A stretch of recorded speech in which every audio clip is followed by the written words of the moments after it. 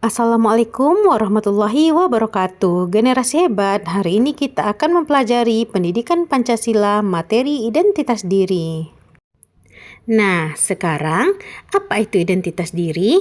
Identitas diri merupakan segala sesuatu tentang diri kita. Identitas disebut juga jati diri.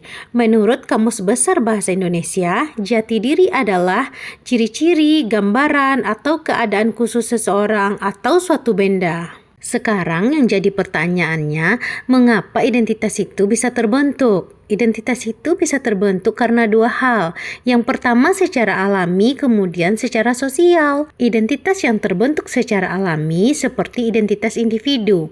Identitas individu adalah ciri-ciri fisik yang sudah ada sejak lahir. Ciri fisik biasa disebut sebagai karakter atau identitas yang bersifat genetis, seperti warna kulit, jenis rambut, mata, dan hidung. Ciri tersebut pasti berbeda antara satu manusia dengan manusia yang lain. Identitas individu yang terbentuk secara sosial.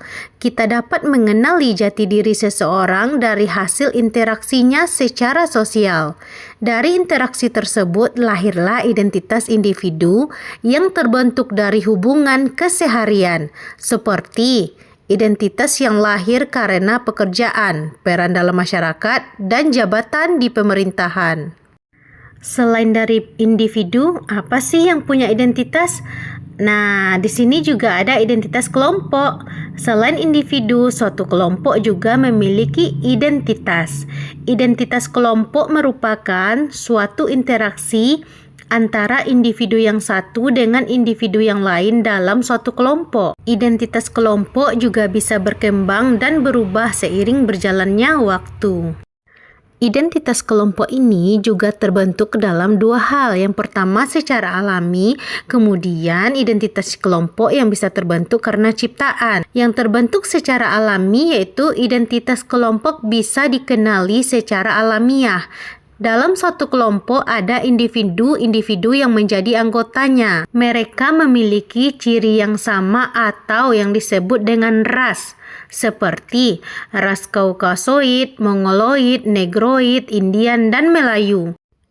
Kemudian, identitas kelompok bisa terbentuk karena ciptaan, terbentuk dari interaksi individu dalam hubungan-hubungan sosial, terbentuk karena adanya kesamaan minat, kepentingan, ataupun tujuan di antara anggota kelompok. Seperti contohnya, peminat sepak bola akan mudah mengenal pemain dari daerah bahkan negara lain. Jadi, karena hal tersebut terbentuklah identitas kelompok.